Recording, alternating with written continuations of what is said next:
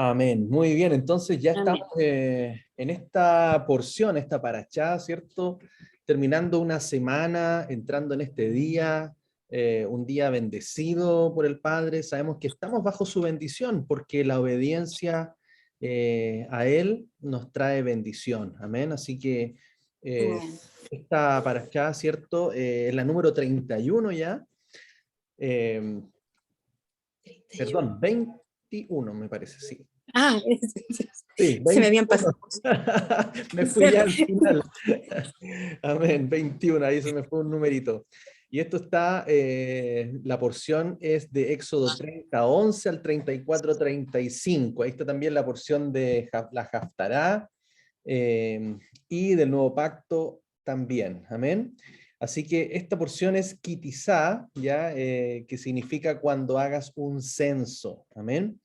Ya estamos ubicados, ¿cierto? En el lugar donde Adonai les comienza a dar mandamientos, comienza a darles instrucciones específicas, comienza a revelar también el funcionamiento del templo celestial, comienza a ser revelado, comienza a ser mostrado en el monte a Moisés, y este ya comienza a construirse, comienza todo el proceso de capacitación, en el cual cada uno de los elementos son construidos. Vimos todo lo que fue el altar, o sea, perdón, vimos el arca del pacto, vimos todos los implementos, la menorá, todos aquellos que iban en el lugar santo, en el lugar santísimo. Ahora vamos a estar viendo también lo que son los elementos del atrio exterior, y por lo tanto vamos a ver todo un diseño. Cuando vemos el tabernáculo celestial, a través de esto visible, ¿cierto? Porque Él nos muestra las cosas invisibles a través de lo visible, y hay un tremendo significado porque el tabernáculo sabemos que representa el cuerpo del Mesías, representa el cuerpo de Cristo, y por lo tanto nos revelan muchas cosas que Él cumple, ¿cierto? En su ministerio, en su vida.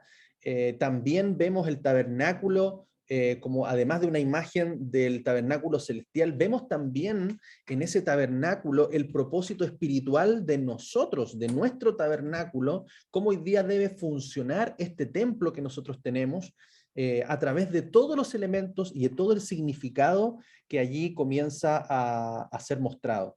Entonces es una interesante porción que vamos a ver hoy, y vamos a estar avanzando, ¿cierto?, en los primeros capítulos, comenzando entonces en Éxodo 30, del versículo 11 en adelante. Dice así: habló Adonai a Moisés diciendo: cuando tomes cuenta de los hijos de Israel en su censo, cada uno pagará el rescate de su alma a Adonai, para que no haya plaga entre ellos en su visitación.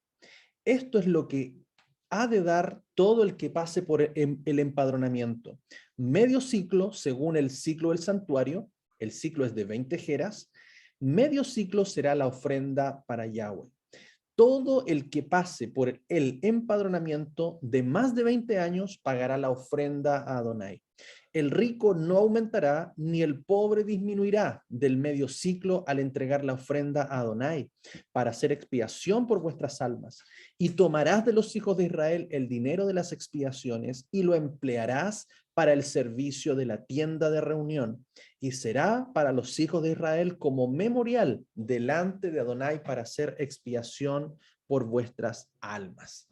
Entonces acá comenzamos a ver algo que quizás es un poco desconocido, quizás para muchos de nosotros, es cómo el mismo Adonai establece un precio, un valor, ya en este caso podríamos decir en dinero, que tiene que ver con una medida de plata, un peso en plata. Por cada persona, ¿ya? Por cada persona, debido a que había algo muy interesante, es que se iba a realizar un censo en el cual dice acá: cada uno pagará el rescate de su alma para que no haya plaga entre ellos en su visitación. Entonces acá hay algo bien interesante, porque de alguna manera no estaba permitido censar, no estaba permitido contar, Ya vamos a ver también por qué. Y por lo tanto, se establece un precio, un valor por redención, ¿ya? Por cada persona. Entonces, y fíjense que eso queda como un memorial. Vamos a ver varios elementos interesantes en esto, ¿ya? Por ejemplo, ¿por qué en primer lugar no podía ser censado? O sea, fíjense que estamos hablando que es una instrucción de Elohim mismo. Él mismo está estableciendo esto en base a las promesas que él le entregó a Abraham. Por ejemplo, vamos a leer en Génesis 15:5, dice, de Abraham, y lo sacó fuera y le dijo, mira detenidamente los cielos y cuenta las estrellas, si las puedes contar. Y le dijo, así será tu descendencia. Sabemos que no podemos contar las estrellas del cielo. Entonces, de esta manera también Génesis 32:12 afirma, pero tú mismo dijiste, de cierto te haré bien y pondré tu descendencia como la arena del mar, que por ser tanta no se puede contar. Entonces vemos acá que el mismo que dio la palabra a Abraham era el mismo que estaba estableciendo un mecanismo de cómo poder censar o contar de una manera que no trajese mortandad, producto de el intentar contarlos precisamente, ¿ya? Para que esto no fuese una desobediencia a una palabra que él mismo dijo, y es bien interesante porque él mismo cumple su palabra, él mismo cumple la legalidad de su palabra, que es un tema que hemos estado viendo, ¿ya? Y por lo tanto, él no quebranta su propia palabra, o él no dice algo que después dice, bueno, vamos a hacer una excepción, lo vamos a pasar por alto o lo vamos a anular. No, él mantiene su palabra, pero determina la forma legal en la cual hacerlo. Y es por eso que establece un pago o un valor ya por cada persona como para ser redimida, para ser liberada de alguna manera de esta mortandad o de esta plaga que podría venir por el hecho de contarlos. Y también de otra manera, no se contaban directamente a las personas, ya que solamente se contaba la ofrenda recibida, ¿ya? Entonces, fíjese cómo este mecanismo legal establecido por Adonai, precisamente para evitar, para cumplir un propósito, pero también evitar, ¿cierto?, un castigo. ¿Qué es lo que pasó? Por ejemplo, tenemos registrado en la escritura de que hubo un censo que efectivamente trajo mortandad, trajo plaga, ya, sobre el pueblo y mucha muerte. Esto pasó aquí en el relato de segunda de Samuel 24. Vamos a leer solamente el versículo 1 y 10, ya usted puede leer el relato completo, pero dice, volvió a encenderse la ira de Adonai contra Israel e incitó a David contra ellos para que dijera, ve, haz un censo de Israel y de Judá. Pero después que David hizo contar al pueblo, le remordió el corazón. Así que David dijo a Adonai, he pecado gravemente al haber hecho esto. Ahora, oh Adonai, te ruego que perdones la iniquidad de tu esclavo, porque he obrado neciamente. Entonces, estaba prohibido censar al pueblo, estaba prohibido contarlo, ¿ya? Estaba prohibido confiarse en los números, estaba prohibido, ¿cierto? Porque generalmente esta cuenta se hacía para las guerras, se hacía para enfrentar enemigos, entonces ellos tenían que contar para saber con cuántos iban, y por lo tanto eso también era una señal de desconfianza, una señal de que aunque fueran con 300, así como fue con Gedeón, ellos iban a ganar, porque Dios iba a estar de su lado. Entonces, además, por la promesa a Abraham, que no se podían contar, no se iban a poder contar las multitudes de su descendencia, así también es como que estaba prohibido o era un pecado contar al pueblo. Entonces, otra cosa interesante, por ejemplo, en el relato de la misma historia de David, el libro de Crónicas dice, entre estos no fueron contados los levitas ni los hijos de Benjamín, porque la orden del rey era abominable a Joab. También esto desagradó a Elohim e hirió a Israel. Entonces dijo David a Elohim, he pecado gravemente al hacer esto, pero ahora te ruego que quites la iniquidad de tu siervo porque he obrado muy neciamente. Entonces ahí también sucede de que el Señor le da tres opciones para elegir. O sea, es como que le dice, ok, yo no puedo dejar pasar esto. Y fíjense, hermanos, cómo Él es justo. Él es justo. Cuando vemos que hay un precio de redención es porque es necesario. O sea, no se puede pasar por alto el pecado. Él no puede pasar, su santidad no puede pasar por alto el pecado. Y es por eso que Él siempre va a proveer de alguna manera la legalidad de esa redención. Es por eso que Yeshua tuvo que morir en la cruz. Él podría decir, ok, ya, todos sus pecados se perdonan, borrón, cuenta nueva, pero no es así. Su gracia opera en la legalidad. Su gracia opera sobre sus leyes. Él no puede quebrantar su palabra y por lo tanto era necesario que ese precio de rescate por nosotros fuera la sangre derramada de Yeshua. Entonces, fíjese cómo aquí él no pasa por alto tampoco, y usted puede leer después en el pasaje que él le dice, ok, tengo que aplicar un castigo. Elige y le da tres opciones, y ahí David elige una de las tres, y precisamente esa fue 3 días de plaga, 3 días de peste, que cayó sobre el pueblo donde cobró la vida de miles de personas. Entonces, fíjense hermanos, cómo nosotros hoy día estamos en la gracia de Dios, por supuesto, no podemos jugar, ¿cierto?, con el pecado, porque Él es juez justo, ¿cierto? Él es amor, pero también fuego consumidor. Entonces eso también tiene que traer a nosotros siempre ese amor para guardar sus mandamientos, ese temor para caminar en rectitud, en justicia delante de Él. Entonces vamos a ver que Yahweh es fiel a su palabra, Él es fiel a su palabra. Él prometió un pueblo que no se podía contar, su misma palabra no puede ser transgredida y por lo tanto un censo ya era desagradable ante sus ojos y es por eso que Él mismo establece esta forma de hacerlo. Ahora, este medio shekel, ¿ya? O este medio ciclo de plata, ¿ya? En el fondo era la mitad de una moneda, la moneda era el ciclo, pero este era la mitad por cada persona. O sea, si hoy día, por ejemplo, hacemos una relación o un shekel o un ciclo, podría ser equivalente más o menos a $2,2. O sea, medio ciclo, que era el valor por cada persona, podría ser $1,1. Podríamos llevarlo al peso chileno, 1.000 pesos, como se dice, como podríamos decirlo. 1.000 pesos por persona que debían ofrendar, y esa era una ofrenda terumá.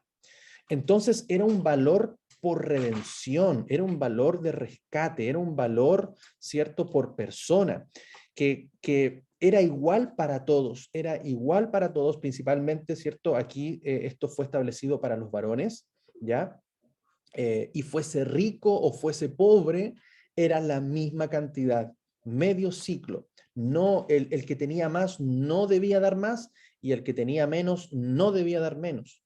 Era un valor igual. Eso también nos muestra, ¿cierto?, que él ve el valor de cada persona igual. El valor de toda persona es igual. No hay alguien que valga más o alguien que valga menos. Él establece un valor igual de rescate para todos. Amén. Sin importar su situación económica. Entonces, interesante todos estos elementos que vamos viendo. También lo establece como un memorial de redención. Éxodo 30:16 dice, y tomarás de los hijos de Israel el dinero de las expiaciones y lo emplearás para el servicio de la tienda de reunión. Y será para los hijos de Israel como memorial delante de Adonai para hacer expiación por vuestras almas. Entonces, hermanos, esto tiene que traer a memoria la justicia de Dios, la rectitud de Dios. Dios se mueve siempre en lo legal, Él no hace las cosas ilegalmente, aún Él no transgrede su propia palabra. Como Yeshua mismo, Él no puede negarse a sí mismo. Él no puede decir hoy día, este es un mandamiento, ahora no es un mandamiento. Hoy día hacemos esto, no, ahora no hacemos esto. Él no puede hacer eso. Entonces, acá vemos también que se pudo indirectamente, ya, porque no se contaron directamente a las personas, sino que la cuenta fue a través de la ofrenda. Fíjese la sabiduría de alguna manera para poder hacer esto. Ya, a través del conteo de la ofrenda se pudo establecer cuántas personas, cuántos varones, principalmente mayores de 20 años, había.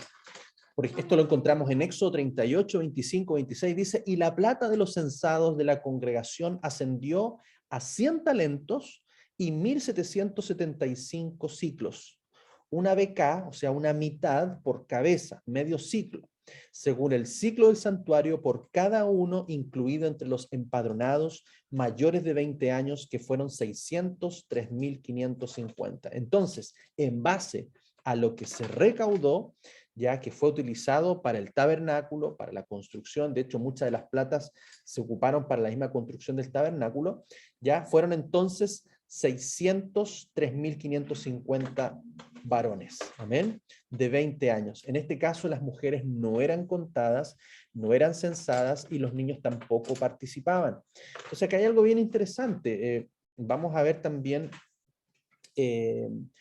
muchas veces cuando se hace este conteo, por ejemplo, podemos ver la cuenta que se hace de los 144.000, ¿ya? Los 144.000, ¿cierto? Es una cuenta en la cual se incluyen 12.000 de cada tribu, ¿ya? Entonces puede también esto considerar 144.000 varones, ¿ya? 144.000 varones, pero sin contar a las mujeres y a los hijos. Entonces también podríamos pensar que dentro de 144.000 pueden haber familias, ¿ya? Podrían haber familias, dependiendo del propósito ya también con el cual se utilizara, si era un censo solamente para ver la cantidad o era un censo para la guerra.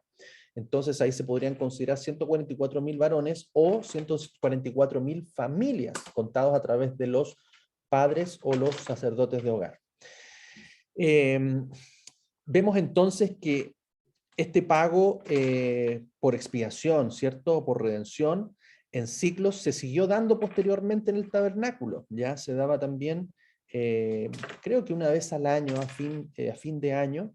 De hecho, a Yeshua también se le pidió esta ofrenda o este impuesto del diezmo, del templo, este impuesto del templo, que él también le dicen a Pedro, ¿cierto? Creo que ese pasaje se relaciona con este mismo impuesto que después obviamente permaneció, en el cual le dicen, ¿y tu maestro no va a pagar el impuesto del templo?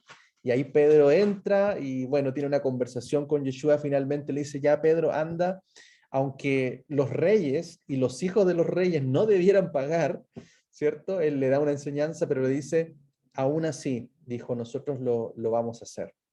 Y lo manda a sacar un pez, y el primer pez le dijo, abre la boca, ahí vas a encontrar entonces el valor de este impuesto, de este shekel o esta moneda de plata.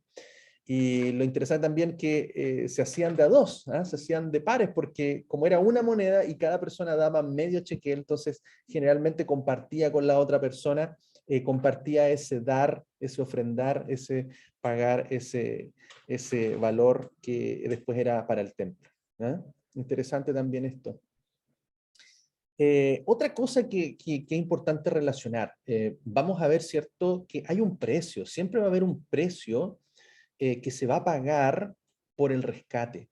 Hay un precio que se va a pagar por la redención. Hay un precio que se va a pagar por la expiación. O sea, todo se debe pagar, todo debe ser en forma legal, ¿ya? Por ejemplo, vamos a ver aquí esta relación que después se establece en el sistema de justicia de Dios para los pecados, para las transgresiones. Mire, lo que dice Levítico 5 del 14 al 19. Dice, además, Adonai habló a Moisés diciendo, si una persona comete prevaricación y peca por ignorancia, destruyendo cosas sagradas a Adonai, presentará como sacrificio suyo de reparación a Adonai un carnero sin defecto procedente del rebaño. Mire lo que dice, según tu valoración en ciclos de plata, fíjese, conforme al ciclo del santuario, como sacrificio por el delito. Restituirá además lo que haya dañado de las cosas sagradas y añadirá sobre ellos un quinto, lo cual dará al sacerdote. El sacerdote hará expiación a favor de él mediante el carnero del sacrificio por el pecado y le será perdonado. Fíjese cómo establece un valor en shekel, un valor conforme al ciclo del santuario, o sea, al valor de plata, llevado al carnero, al valor, al costo del carnero, para que fuese sacrificado. Fíjese cómo hay una conexión. Después también dice, si alguno peca e infringe cualquiera de los mandamientos de Yahweh respecto a cosas que no se deben hacer, aunque no se dé cuenta, dice, se hará responsable y pagará su falta. Del rebaño llevará un carnero sin defecto, según tu estimación, como sacrificio por el delito. El sacerdote hará por él expiación por la falta que cometió por ignorancia y será perdonado porque ciertamente era culpable ante Adonai. Entonces, fíjense, hermanos, cómo es la seriedad y la legalidad de todo esto, de este proceso. Nadie puede acusar ignorancia, porque aún en ignorancia, aún en desconocimiento, se es contado igual como pecado. Fíjense. Y es más, en el momento de darse cuenta, se debe llevar la ofrenda, se debe llevar el sacrificio, ¿ya? Por este. Entonces, qué importantes, hermanos. Mire, fíjese, nosotros a medida, hermanos, que vamos conociendo la Escritura, el Espíritu Santo nos va redarguyendo a nosotros de pecado. Nos va redarguyendo de que quizás en el pasado, hermanos, estábamos aún estando en la iglesia, aún estando en el Señor, aún, por supuesto, caminando en su palabra, hay muchas cosas que desconocíamos. Y Él hoy día está trayendo convicción de pecado. ¿Qué es lo que tenemos que hacer, hermanos, cuando nos damos cuenta de que habíamos pecado? Debemos ponernos a cuentas, ¿cierto? Hoy día no vamos a ofrecer plata, no vamos a ofrecer un sacrificio. Hoy día, ¿a quién vamos? Aquel que es nuestro sacerdote, nuestro sumo sacerdote, aquel que es nuestro sacrificio. Vamos y nos arrepentimos, hermanos, y restauramos si es necesario, restituimos si es necesario. Amén. Porque esa es la actitud de alguien que realmente se da cuenta que había estado fallándole al Padre, fallando, quebrantando sus mandamientos. Entonces, hermanos, todo lo que el Espíritu pueda traer a nuestra vida es precisamente para que nos pongamos a cuenta con Él, porque Él dice que no va a pasar por alto, ¿cierto? Nuestro pecado. Por eso que Él mismo proveyó para nosotros ese sacrificio, proveyó ese precio, proveyó la redención para cada uno de nosotros, para que todos nuestros pecados sean perdonados y seamos limpiados de toda maldad. Amén. Entonces, qué importante es ver esto. ¿Cuánto pagamos por nuestra redención? Hermanos, el pecado no es gratis. El pecado no es gratis. El pago por ese pecado no es gratis. Nuestra gracia, hermanos, la gracia que hemos recibido no es gratis. Tuvo un precio. Yeshua pagó ese precio por nosotros. Hermanos, por lo mismo, nosotros ya no podemos seguir pensando de que hoy que estamos en la gracia, ya los mandamientos no aplican, no hay ley de Dios, está abolida esa ley. Es el error más grave que muchos hoy están cometiendo. No podemos nosotros, porque esa gracia tuvo un precio. Esa gracia que vino es una gracia legal, es una gracia que está respaldada, que está fundada precisamente en las leyes de Dios, en sus mandamientos. Y por lo tanto, hoy día que esa gracia nos ha cubierto, ese precio ha sido pagado por nuestra redención, con la vida, con la sangre derramada de Yeshua en la cruz, es que hoy día, hermano, no podemos seguir en pecado, no podemos seguir quebrantando sus mandamientos. Qué importante es esto, amén. No podemos pasar por alto su palabra. Por mucho tiempo anduvimos caminando quizás a nuestra manera y, hermanos, de alguna forma construyendo un Jesús a nuestra forma de ver, un Jesús quizás como la iglesia, la religión lo haya presentado, pero hoy día ese velo, hermanos, cae para que el Espíritu nos revele realmente que ese Jesús es Yeshua, amén, que es Yeshua, que es aquel verdadero que su palabra nos comienza a mostrar y a revelar. Dice 1 Corintios 6:20, porque fuisteis comprados por precio, glorificad por tanto a Dios en vuestro cuerpo. Y también 1 Corintios 7:23 dice, por precio fuisteis comprados, no os hagáis esclavos de los hombres. Amén. Si a alguien vamos a servir, si Él nos liberó de la esclavitud del pecado, es para que hoy día seamos esclavos de aquel que nos llamó. A nosotros no nos llamó un hombre, no nos llamó un pastor, no nos llamó nadie aquí en la tierra. El que nos vino a llamar, el que nos vino a buscar fue el mismo, el que descendió del cielo, es el que nos vino a buscar, y nosotros hoy día escuchamos su voz y somos obedientes a su palabra, no a lo que nos diga el hombre, no a lo que el hombre pueda pensar, sino a lo que su palabra nos pueda revelar a través de su Espíritu Santo. Amén.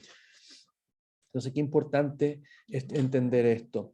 Fíjese, Apocalipsis 7, 9, 10, miren, nos habla de una multitud, dice, después de esto miré, y aquí una gran multitud, la cual nadie podía contar. Fíjese, nadie podía contar, de toda nación y tribu, y pueblos y lengua, que estaban en pie delante del trono, delante del corderito, vestidos de ropas blancas, con palmas en sus manos, y clamaban a gran voz diciendo, la salvación se debe a nuestro Elohim, que está sentado en el trono, y al Cordero. Amén. Fíjese cómo esta gran multitud que él hoy día está llamando de toda nación, de toda tribu, de todo pueblo, de toda lengua, para ser un solo pueblo para él. Ahí estamos nosotros, una multitud que nadie puede contar. Fíjese cómo esta relación de que no se podía censar, aquí también la vemos. La promesa a Abraham, una multitud que no se podía contar, también la vemos aquí en Apocalipsis. Recuerde que vestidos de ropas blancas, con palmas en sus manos, es alusión a la fiesta de tabernáculos, a la fiesta de Sucot, que es la fiesta final, ¿cierto?, de las 7 fiestas del Señor, en la cual se celebra la cosecha final. Esa es la cosecha final que se va a cumplir cuando Yeshua regrese. Cuando Él regrese, 3 de las últimas fiestas se cumplirán. Y aquí tenemos la fiesta de los tabernáculos, donde la cosecha final, la cosecha del trigo, se va a levantar y será una multitud que nadie podrá contar. Amén. Hermanos, ahí vamos a estar, ahí tenemos que estar nosotros, tenemos que perseverar. Amén. Para declarar juntos, la salvación se debe a nuestro Elohim, que está sentado en el trono, y al Cordero. Amén. Amén. Continuamos entonces ahora con Éxodo 30, del 17 al 21. Entramos a lo que es la fuente de bronce. Dice, y habló Adonai a Moisés diciendo, harás una fuente de bronce con su base de bronce para lavarse, y la pondrás entre la tienda de reunión y el altar. Luego colocarás agua en ella, y Aarón y sus hijos se lavarán en ella sus manos y sus pies. Cuando entren a la tienda de reunión o se acerquen al altar para oficiar, para ofrecer a Adonai la ofrenda ígnea o encendida, se lavarán con agua y no morirán. Se lavarán pues las manos y los pies para que no mueran, y lo tendrán por estatuto perpetuo él y su descendencia por sus generaciones. Entonces vemos acá cómo se construye esta fuente de bronce, ya, o este lavacro, ¿cierto? También como lo hemos conocido. Ahí yo puse una fotografía del Instituto del Templo, ya un poco diferente de lo que nosotros generalmente hemos visto o conocido como el lavacro, ¿cierto? Que siempre pensamos como una forma de fuente donde había agua y simplemente se tomaba, pero esto me llamó mucho la atención porque tiene una parte que es para lavarse las manos y otra abajo también una salida de agua para lavarse los pies, ¿ya? Y esto se debía hacer antes de comenzar el servicio. Debían estar siempre con manos limpias, con su cuerpo limpio, para poder ministrar en el tabernáculo. Entonces, muy, muy interesante hoy día cómo también nosotros debemos presentarnos con nuestras manos limpias, amén, con un corazón limpio, lavados con agua. Entonces vemos que esta fuente de bronce o lavacro era de una aleación metálica, ¿ya? De cobre y estaño. El bronce entonces es una mezcla de cobre y estaño, principalmente donde vemos que el cobre tiene una propiedad, ¿cierto?, que la vemos hoy día utilizando en muchos productos por su antibacteriano, ¿cierto? Este permite, o sea, no permite la multiplicación o el crecimiento de bacterias. Ya, entonces es un elemento muy interesante también que tiene que ver con desinfección, que tiene que ver también con la pureza en la cual se mantenía este aparato, este dispositivo, en el cual estaba contenida el agua que se utilizaría para lavar. El lavacro también no solamente, o sea, no era para inmersión, ya, sino que era para poder precisamente ser usado en el lavado de manos y de los pies. Ahí, por ejemplo, podemos ver una fuente, quizás como nosotros siempre lo hemos visto, y me llamó bastante la atención ver esto, ya que lo vi en un video que mostraba, ¿cierto?, el Instituto del Templo de Israel, en el cual ellos también tienen estas réplicas, ya, que también lo más interesante es que se tienen ahí preparadas para la próxima reconstrucción del templo, ¿ya? Ustedes saben que siempre se ha escuchado y el pueblo de Israel, los hermanos judíos, ellos anhelan la reconstrucción del templo y ellos están preparados con todos los atuendos, con todos estos elementos, ya a la medida, a la misma forma que está descrito en la Torá. Y entre esos me llamó la atención compartirles la imagen de lo que ellos tienen como la fuente de bronce. Amén. Por lo tanto, los sacerdotes debían ministrar siempre limpios, ¿ya? Siempre puros, ¿ya? Tener esa conciencia de que no podemos presentarnos delante de Él de la forma en que nosotros queremos. Tiene que haber una preparación. Debemos revisar nuestra vida siempre antes de presentarnos delante de Él. Debemos estar a cuentas con Él. Debemos lavarnos a través de su palabra. También vemos que esta fuente de bronce fue hecha con los espejos de las mujeres, ¿ya? Y ahí vemos, por ejemplo, hay un espejo bastante antiguo, precisamente de bronce. En ese tiempo no existía lo que nosotros hoy día vemos como esos espejos que se usan modernos, sino que este metal era tan pulido que permitía precisamente el que se reflejara el rostro, ¿ya? Así que muy interesante también que fue construido con los espejos de las mujeres. Esto también nos habla un poco de que el reflejo, ¿cierto?, del bronce también hacía que los sacerdotes que ministraban también ellos pudieran verse, pudieran examinarse a sí mismos, pudieran revisarse antes de presentarse en el servicio, antes de presentarse en la presencia de Adonai. Y por lo tanto, siempre el cuidado de la santidad, el que siempre estemos mirándonos. El Padre lo establece, él dice ahí en Levíticos 20, 7 y 8, dice, sed santos, porque yo soy Adonai vuestro Elohim. Guardaréis pues mis estatutos y los pondréis por obra. Yo soy Adonai que os santifico.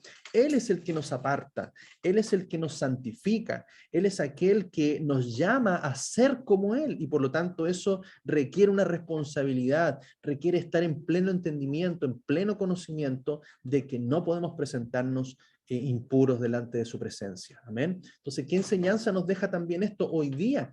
Cuando vemos que esto está aquí en nuestro templo, en este tabernáculo, no podemos presentarnos delante de Él así como llegamos. Tenemos que preocuparnos de lavar nuestras manos, lavar nuestros pies, ¿cierto? Lo que hemos hecho, lavar nuestro caminar, nuestros pensamientos, nuestro corazón, y procurar estar en santidad. El Salmo 24, 3, 5 nos recuerda esto, dice, ¿quién subirá al monte de Adonai? ¿Y quién podrá estar en pie en su lugar santo? El limpio de manos y puro de corazón, el que no ha elevado su alma a cosas vanas, ni ha jurado con engaño.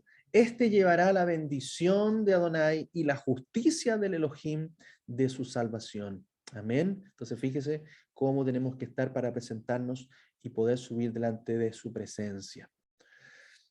También dice Ezequiel 36, acá hay una promesa.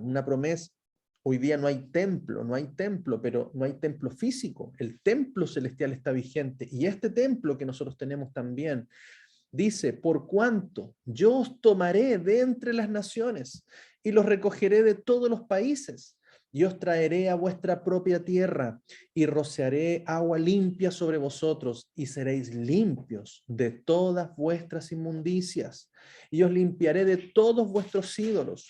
Os daré un corazón nuevo y pondré un espíritu nuevo dentro de vosotros, y quitaré de vuestra carne el corazón de piedra, y os daré un corazón de carne, y pondré dentro de vosotros mi espíritu, y haré que andéis en mis estatutos, y guardéis mis preceptos, y los pongáis por obra. Mire esta promesa. Él nos va a recoger, hermanos, de todas las naciones. Vamos a ser transformados, vamos a ser limpios, ya no habrá más pecado. Este cuerpo de carne, este cuerpo de muerte, como dice el apóstol Pablo, que está sujeto a la ley del pecado, este cuerpo corruptible va a dejar de ser y vamos a recibir un cuerpo incorruptible para que solamente quede el grano desnudo, dice la palabra, y ese grano desnudo ha sido santificado, amén, ha sido alabado, ha sido limpiado, amén, por su espíritu en nuestra vida. Y dice también, y teniendo un gran sumo sacerdote sobre la casa de Dios, acerquémonos con corazón sincero, en plena certidumbre de fe, habiendo sido purificados los corazones de mala conciencia y el cuerpo lavado con agua pura. Entonces, fíjese cómo aquí vemos el funcionamiento del templo espiritual, vemos el funcionamiento del tabernáculo, del santuario, lo vemos aplicado a nuestra vida. Aquí el apóstol Pablo hablando, aquí el libro de Hebreos, ¿cierto? Hablando de esta tremenda analogía que hay. Entonces, ¿cómo la podemos aplicar a nuestra vida? Y mire también lo que dice Efesios 5, 25, 27, los esposos, amad a las esposas, así como Cristo, el Mesías, amó a la iglesia y se entregó a sí mismo por ella, para santificarla, habiéndola purificado en el lavamiento del agua con la palabra, a fin de presentar a la iglesia, su congregación, para sí mismo gloriosa, sin que tenga mancha ni arruga ni cosa semejante, sino que sea santa y sin mancha. Entonces ves cómo el agua, que es la palabra, la obra del Espíritu Santo en nosotros, nos prepara para presentarnos no solamente en forma individual, sino como cuerpo, sino como eclesía, como congregación, ya en forma santa, en forma sin pecado, sin mancha, sin arruga. Entonces, qué importante es esto, hermanos, antes de entrar a su presencia, siempre estar preparados, revisando nuestra vida.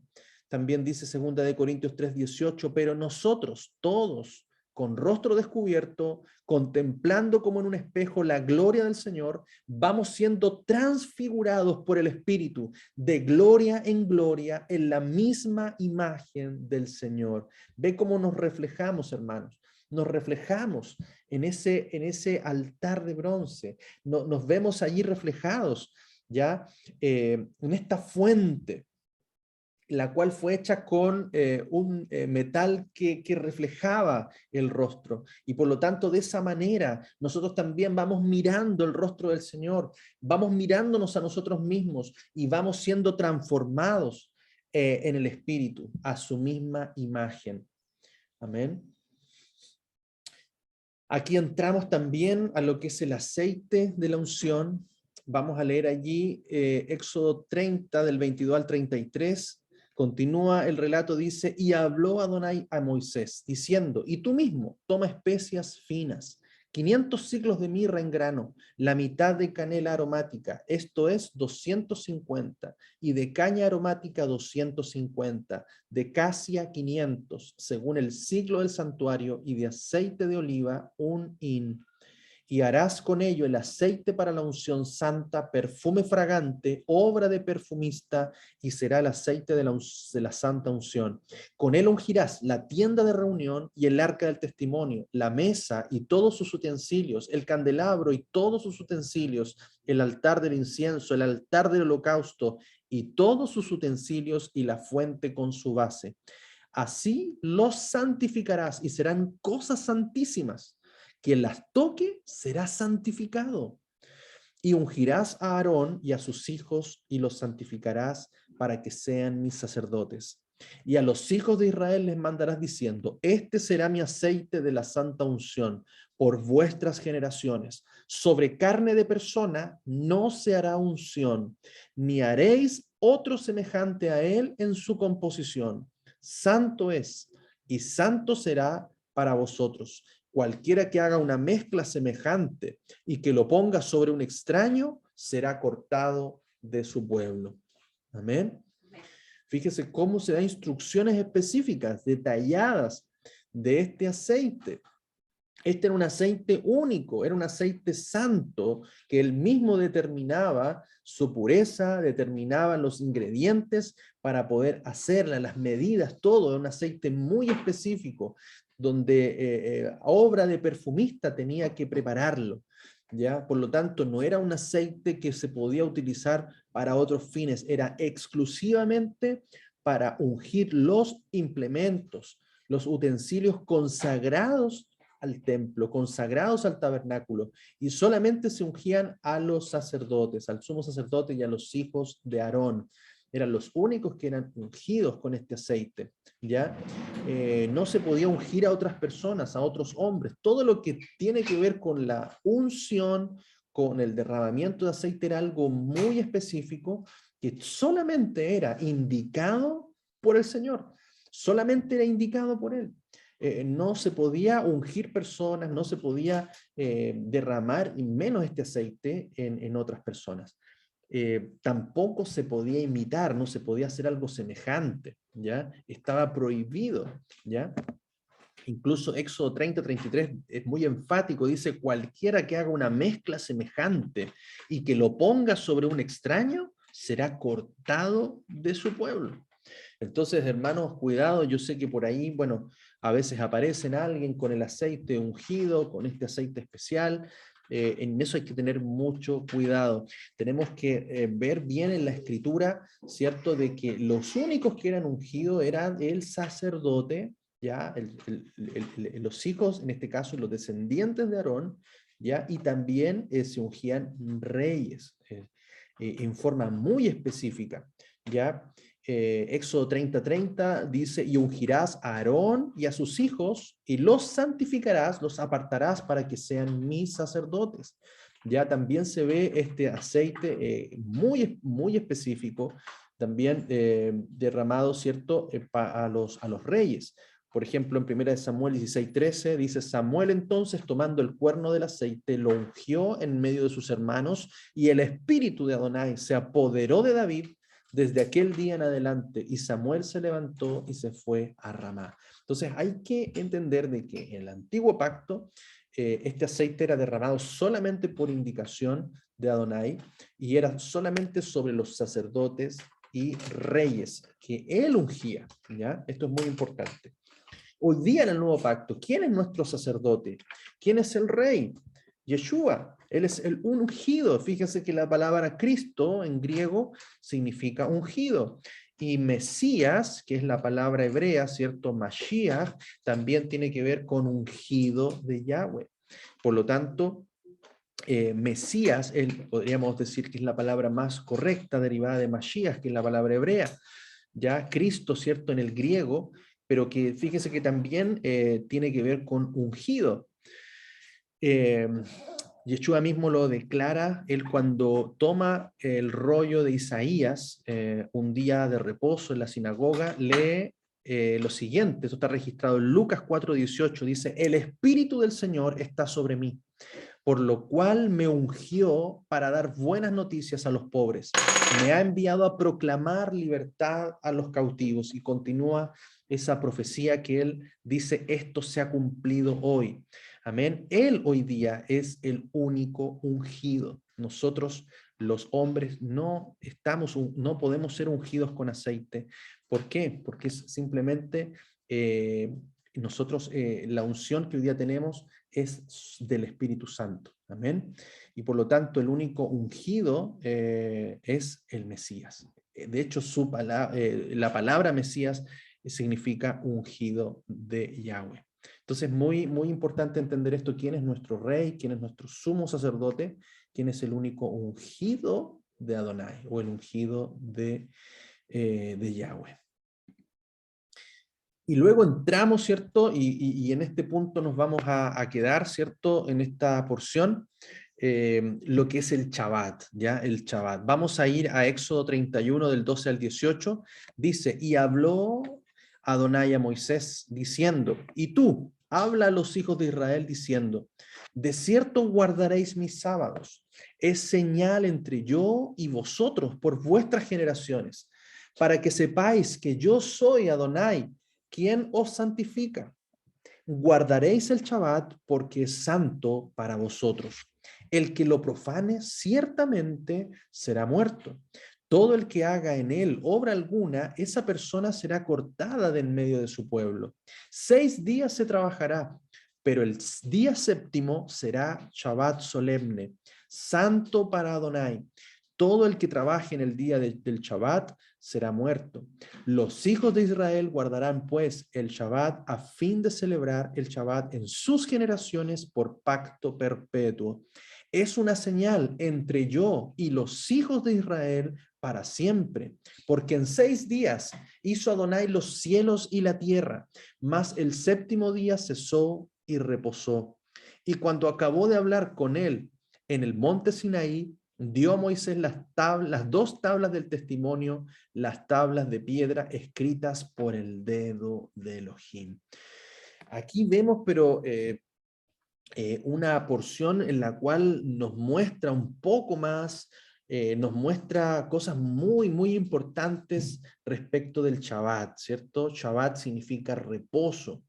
¿Ya? Y por lo tanto, el séptimo día, que fue el séptimo día de la creación, la escritura nos muestra que nuestro creador reposó el séptimo día y bendijo ese día y lo santificó y lo apartó. Y aquí lo está estableciendo como algo muy importante, como una señal. Vamos a ver que el Shabbat es una señal. Es una señal entre él y nosotros, entre Adonai y su pueblo, entre Yahweh y nosotros. En verdad, vosotros guardaréis mis días de reposo, porque es señal entre mí y vosotros por vuestras generaciones, para que sepáis que yo soy Yahweh que os santifico. Fíjese aquí cómo se está santificando el tiempo. Se está santificando un tiempo especial. Después vamos a entender por qué Yeshua dice, la hora viene y ahora es cuando los verdaderos adoradores adorarán al Padre en espíritu y en verdad, porque el Padre tales adoradores busca que le adoren. Entonces acá vemos cómo se santifica el tiempo, un tiempo especial. Él lo santifica, Él mismo es el que lo establece como un pacto perpetuo por las generaciones, ¿cierto? Santifica o santificar es consagrar, es separar, es apartar, ¿ya? Y este Shabbat, que significa reposo, es un día entonces separado, es un día apartado del resto, no puede ser igual al resto de los días, no puede ser igual a los otros días de la semana, y es por eso que Él nos llama a que nos recordemos del Shabbat y que lo guardemos, ¿ya? El Shabbat honra a nuestro Creador, porque fíjese que establece que el mismo Creador, el Creador de los cielos y de la tierra, él mismo descansó el séptimo día. O sea, ese día él lo cumplió descansando. Él mismo fue el que lo guarda, él mismo el que lo establece, el que lo define. Y por lo tanto, nosotros no podemos cambiar eso. Él lo establece no solamente para nosotros hoy día, que entendemos que somos su pueblo escogido, que somos su Israel, y por lo tanto también se establece para toda la creación, para todo hombre, y eso lo vamos a ver más adelante en la misma escritura. Entonces el día séptimo debemos cesar todo trabajo, así como Elohim, Aleph Tav, descansó de su obra de creación. Dice Génesis 2, del 2 al 3, y en el día séptimo reposó de toda su obra que había hecho, y bendijo Elohim el día séptimo y lo santificó, porque en él reposó Elohim de toda su labor de rehacer lo que había creado. Amén. Aquí hay un fundamento desde el principio, hermanos, de la creación. Ya no es algo posterior, no es un mandamiento posterior que aparece, sino que está establecido desde la creación. También vemos en Éxodo 20, un capítulo muy, muy importante donde son entregadas las 10 palabras o los 10 mandamientos. Y fíjense cómo comienza el versículo 1 del capítulo 20. Dice, y Elohim, Aleph Tab, habló enfáticamente todas estas palabras diciendo. Fíjense quién lo dice. La escritura en hebreo dice Elohim, Aleph Tab. Nosotros hoy día, mismo Yeshua, él se revela y dice, yo soy el alfa y la omega, yo soy el Aleph y la Tab. Él es el principio y el fin. Él es aquel que habló. Fíjense, él mismo habló estas palabras. Y por lo tanto, son sus mandamientos. Entonces, cuando Yeshua nos dice, si me amáis, guardad mis mandamientos, no podemos dejar fuera estos 10. No podemos pensar que son otros mandamientos, como muchos piensan de que Yeshua solamente vino a dar 2 mandamientos, que era amarás a Dios con todo tu corazón y amarás a tu prójimo como a ti mismo. Estos 2 mandamientos, hermanos, los vamos a entender como el apóstol Pablo después lo enseña como la ley de Cristo. La ley de Cristo es el amor. Amén. Y que principalmente estos 10 mandamientos se cumplen a través del amor. Cuando amamos a Dios, no nos hacemos imagen, no tenemos otros dioses, guardamos su nombre, honramos a nuestro Padre, a nuestra Madre, guardamos su día Shabbat, y por lo tanto, todos estos mandamientos solamente, hermanos, se cumplen por amor. Amén. Esa es la ley de Cristo, el amor. Y fíjense que él mismo, Yeshua, Aleph Tab, Elohim Aleph Tab, dice, acuérdate del día del Shabbat para hacerlo santo. 6 días trabajarás y harás toda tu labor, pero el 7º día es Shabbat para Adonai tu Elohim. No harás labor alguna, tú, ni tu hijo, ni tu hija, ni tu siervo, ni tu criada, ni tu animal, ni tu extranjero que está dentro de tus ciudades. Amén. A veces es un poco difícil esto en la vida que se lleva, en la vida actual, donde muchos, y nuestro país también, ha cambiado el día de reposo ya al día domingo, ¿cierto? El día domingo es el día que se considera como el día de descanso, ya aunque muchos trabajan de corrido 7x7, pero nosotros hoy día, aun cuando estamos en el mundo, debemos primero acordarnos. Mira, fíjese lo que dice, acuérdate primero del día del Shabbat. Y después también nos manda a guardar ese día. Entonces, siempre en la medida de lo que todo nosotros dependa de nosotros, nosotros debemos también honrar a nuestro Creador, honrar a Yeshua, que lo vamos a ver también en la escritura, es el Señor del Shabbat. También Éxodo 31, 16, 17, mire lo que dice, los hijos de Israel guardarán pues el Shabbat a fin de celebrar el Shabbat en sus generaciones, por pacto perpetuo. Es una señal entre yo y los hijos de Israel para siempre, porque en 6 días hizo Adonai los cielos y la tierra, más en el 7º día cesó y reposó. Entonces, fíjese, es una señal, un pacto perpetuo, estará para siempre, para siempre. Lo vamos a ver, hermanos, este mandamiento es perpetuo. Lo tenemos, lo teníamos en el antiguo pacto, lo teníamos en los tiempos de Yeshua, lo teníamos en los tiempos de Pablo, de los primeros creyentes, de la iglesia primitiva. Lo tenemos ahora, está vigente y lo tendremos, hermanos, en el milenio, lo tendremos en los cielos nuevos y tierra nueva. Y eso lo vamos a ver también en la escritura. El Shabbat no ha dejado, no ha cambiado, no ha sido reemplazado. Isaías 56, del 4 al 7, y fíjense, muchos también afirman de que el Shabbat es solamente para los judíos, ¿ya? Y fíjense de que hoy día nosotros entendemos que el pueblo judío es parte de Israel, no es todo Israel. Israel son las 12 tribus con las cuales él concertó y entregó estos mandamientos. Todas las tribus estaban allí en ese pacto, no solamente los descendientes de Judá. Entonces, muy importante entender de que esto lo dio para Israel. Pero además, hermanos, este mandamiento también es para aquellos que no son de Israel, para aquellos que están fuera de Israel, para aquellos que no son parte de ese pueblo, pero que se hacen pueblo. Y fíjese lo que dice la Escritura. Dice aquí, porque así dice Adonai a los eunucos que guardan mis sábados, que escogen lo que me agrada y son fieles a mi pacto. Les daré cabida en mi casa y dentro de mis muros, un nombre mejor que el de hijos e hijas, memorial perpetuo que no será cortado, y los extranjeros, dice, que se unan a Yahweh para servirlo, para amar el nombre de Yahweh y ser sus servidores, que guardan el Shabbat sin profanarlo y son fieles a mi pacto. Haré que sean conducidos a mi santo monte y se alegren en mi casa de oración. Sus holocaustos y sus sacrificios serán aceptos sobre mi altar, porque para todos los pueblos mi casa será llamada casa de oración. Miren esta tremenda palabra, tremenda promesa, incluso para aquellos que no son israelitas, para aquellos que son eunucos, para aquellos que son extranjeros. Dicen que Él los hará parte, les dará herencia, les hará parte de su casa. Amén. Entonces, fíjese que todos aquellos que hoy día se convierten a Yeshua, se convierten al Dios de Israel, tenemos que tener este pacto, tenemos que ser parte de este mandamiento. Amén. ¿Qué es lo que dice los evangelios que dicen respecto de Yeshua? Mire lo que dice en Lucas 4:16.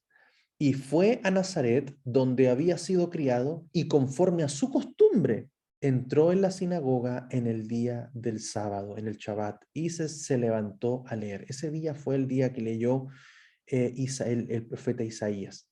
Amén. Cuando lee esta palabra de el Espíritu de Adonai está sobre mí y cuánto me ha ungido. Fíjese cómo dice la palabra, conforme a su costumbre. En ese tiempo que él vino, los judíos, vino a Judá, ¿cierto? Los judíos no habían cambiado, no tenían un día de reposo distinto, porque yo les aseguro, hermanos, si es que ellos hubiesen cambiado el día, Yeshua los habría exhortado y bueno, tendríamos la escritura llena de exhortaciones respecto a eso. Pero él no corrigió el día, para nada. Lo que él corrigió fue la forma en que los fariseos guardaban el sábado y exigían que se guardase. ¿Ya? Era tanto que prohibían sanidades el día de reposo. Pero eso eran mandamientos de hombres y es por eso que Yeshua tantas veces hizo sanidades en Shabbat, porque él mostraba que el Shabbat era un día para hacer misericordia, un día para hacer lo bueno, un día para agradar, para servir al Señor. Y por lo tanto, él mismo es aquel que aparentemente ante los hombres quebranta el Shabbat, pero la verdad es que no es así. Él no quebranta ningún mandamiento. Mateo 12:8 también él mismo lo declara, porque el Hijo del Hombre es Señor del sábado, es Señor del Shabbat, es Señor del día de reposo. Fíjese que muchas veces por ahí dijimos o se nos dijo que todos los días son del Señor, que no importa el día, que no hay diferencia, que da lo mismo si es un domingo, si es un lunes, si es un miércoles, pero no, hermanos. Aquí Yeshua no declara yo soy el Señor del lunes, yo no soy el Señor del domingo. Él declara yo soy el Señor del Shabbat, ¿ya? Porque es el día que él mismo estableció, es el mismo día que él santificó. Lucas 6 también lo registra. Dice, y les decía, el Hijo del Hombre es Señor del Shabbat. Marcos también, en 2, 27 y 28, y les decía, el Shabbat fue instituido para el hombre y no el hombre para el Shabbat. Por tanto, el Hijo del Hombre es también Señor del Shabbat. Fíjense cómo él lo dice muy claro, el Shabbat fue hecho para el hombre. ¿Por qué? Porque el hombre fue creado en el sexto día y el Shabbat fue instituido en el séptimo día. Por lo tanto, el Shabbat fue hecho para el hombre y no el hombre para el Shabbat. Porque ¿qué es lo que habían hecho los fariseos? Habían convertido al hombre en esclavo del sábado. Y no que el sábado fuese para el hombre un día de descanso, un día también para vivirlo correctamente delante de Dios, sino que ellos habían puesto cargas pesadas, habían puesto mandamientos sobre mandamientos, habían puesto una serie de reglas, ya que mismo Yeshua declara que eran cargas pesadas de llevar. El Shabbat no es algo difícil de guardar, al contrario, mire lo que dice la Escritura. Lo voy a leer en un versículo más adelante. Antes de ese versículo, quiero mostrarles un poquito también cómo el Shabbat está presente en la iglesia primitiva, en los primeros creyentes. Vamos a ver, por ejemplo, cómo Pablo y sus compañeros se reunían en Shabbat. En Hechos 13:14 dice, ellos pasando de Pergue, llegaron a Antioquía, la de Pisidia, y entrando a la sinagoga en el día de sábado se sentaron. Entonces ellos también se reunían como era su costumbre, como se venía haciendo siempre de reunirse el día de Shabbat en la sinagoga. Y fíjense, estaban en Antioquía. También vemos en el libro de los Hechos a judíos y gentiles juntos en Shabbat. Muchos también dicen que los judíos mantuvieron el sábado y los cristianos o los gentiles convertidos tenían el domingo, y que Pablo le enseñaba en el Shabbat a los judíos y le enseñaba el domingo a los cristianos. Y eso no es así. Vemos aquí en la escritura, Hechos 13, 42, 45, dice, al salir ellos, les rogaban que en el sábado, en el Shabbat siguiente, les hablaran las mismas palabras.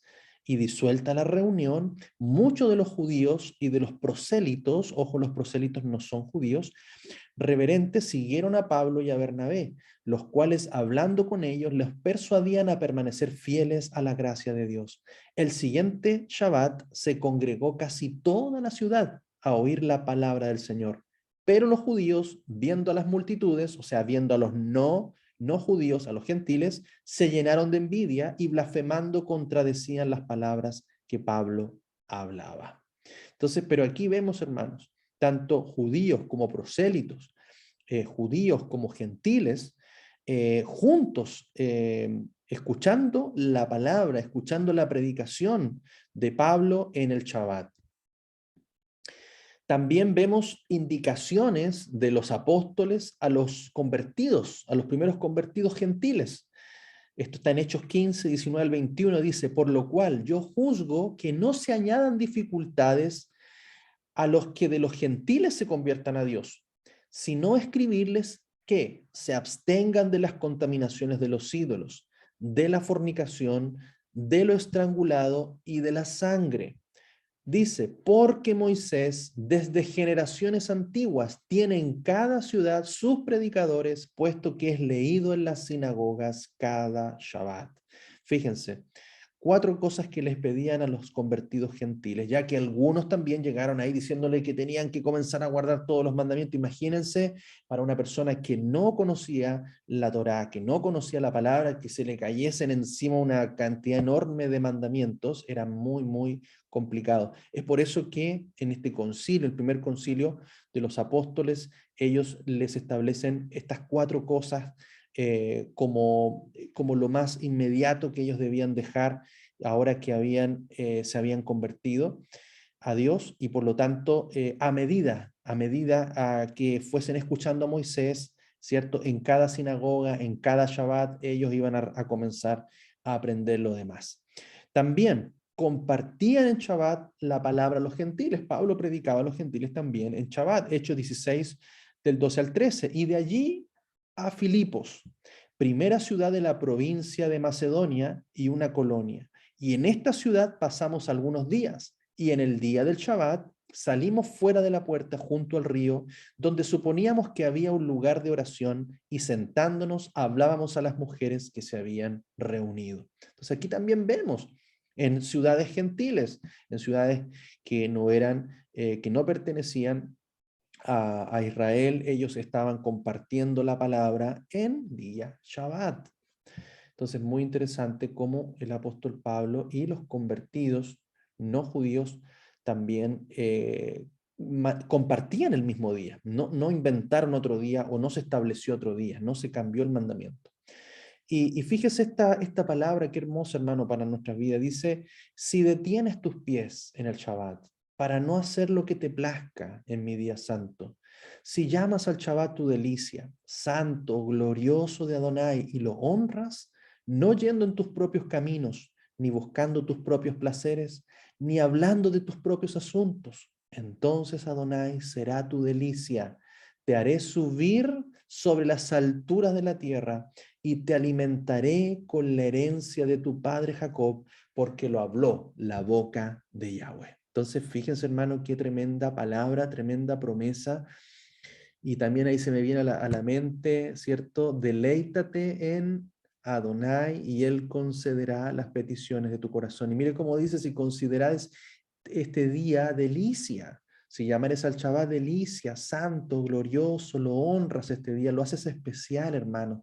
Si haces especial este día, sabiendo que es el día que Él ha bendecido, que es un día especial de entre todos los días de la semana. Por supuesto que Él está en todos los días, Él se glorifica todos los días oramos, todos los días damos gracias, pero de todos esos días estamos ocupados en nuestros quehaceres, en el trabajo, en tantas cosas que tenemos que estar viendo muchas veces. Es necesario que entremos también a un tiempo diferente, un tiempo de honra, de alabanza, en donde pongamos todo nuestro corazón, nuestro tiempo, nuestras fuerzas, nuestras conversaciones, nuestras palabras en hablar de Él.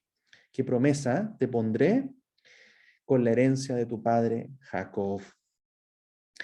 Y vemos también aquí Isaías 66, 23, como también el Shabbat va a estar presente en el futuro. Dice, y sucederá de novilunio en novilunio, esto es Rosh Hodesh o luna nueva, de luna nueva en luna nueva, y de Shabbat en Shabbat, que toda criatura vendrá para postrarse delante de mí, dice Adonai. Amén. Recuerden que las puertas del templo se abren de luna nueva en luna nueva y de Shabbat en Shabbat. Y todos deberán adorar aquel día a aquel que es Rey de Reyes, Señor de Señores, al Creador de los cielos y la tierra. Amén. Y para finalizar, dejarle esta promesa, esta bienaventuranza para todos aquellos que estamos entendiendo esto. Cada vez más con nuestro corazón queremos agradar al Señor, a su palabra. Dice Isaías 56, 2. Cuán bienaventurado es el hombre que hace esto, el hijo de Adán que se aferra a ello, que guarda el Shabbat para no profanarlo, que guarda su mano de toda obra mala. Entonces, mire la bienaventuranza, y mire, aquí está hablando de el hijo de Adán, o sea, de todos los hombres. A todos aquellos hombres, hijos de Adán, que guardan su Shabbat son bienaventurados. Amén. Entonces, qué bienaventuranza, qué bendición. No es algo que está solamente, que se pueda decir que es solamente para los judíos, es para todo hijo de Adán que guarda y reconoce al Creador, que guarda su mandamiento, uno de los 10 mandamientos principales, mandamientos de Elohim, Aleph Tav, de Yeshua. Y por supuesto, cuando vemos su amor, cuando vemos lo que Él ha hecho por nosotros, hermanos, no hay cosa difícil para Él, no hay nada imposible para Él. Con amor podemos realmente entender y tener este día de una forma, vivirlo de una forma especial. El Espíritu Santo nos va guiando también cómo guardar este día, cómo preparar este día, cómo honrarlo a Él en este día, cómo adorarlo, porque vamos a entender de que adorar, hermanos, no es levantar manos, no es cantar, adorar es postrarse, adorar es inclinarse, adorar es obedecer. Ya fíjese que adorar viene de la palabra proscuneo, ya proscuneo en griego, que significa como el perro lame, ¿cierto? La mano de su amo.